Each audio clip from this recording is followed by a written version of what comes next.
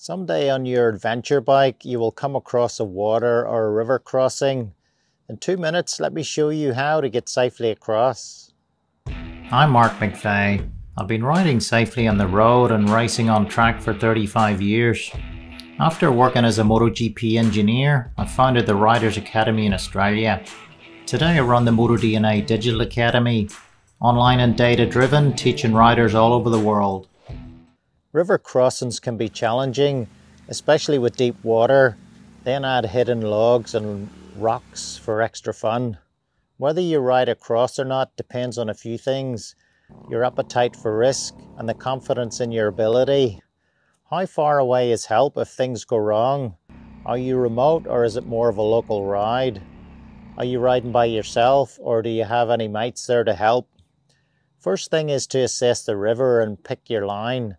Get some height to avoid the glare and try and spot the rocks and potential obstacles. Even better is to walk across. We are in Australia, so be croc aware in the north. Consider too that still waters run deep. If you drop your bike, you can drown your engine, and this can lead to serious damage if you hydraulic your motor. So be ready with the engine kill switch. Also, know your airbox intake position. Consider you could drown too if you get stuck underneath a 200 kilogram bike. Load the engine the whole way through the crossing, especially on the entry.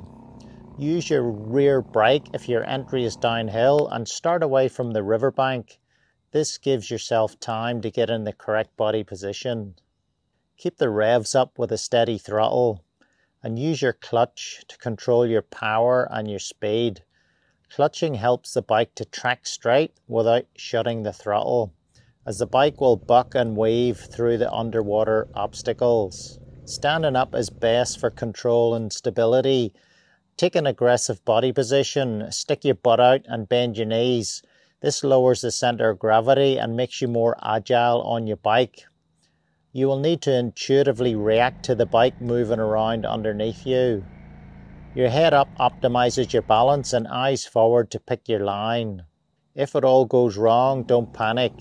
Drop onto the seat and get your feet down, or in my case, 1 foot down. Then try to weight the rear tire for grip and to get moving again. Practicing in a dry riverbed is great for building confidence. A special note about causeways: these can be treacherous with slippery algae. Sometimes it's hard to even stand up. So head over to Moto Adventures to learn more.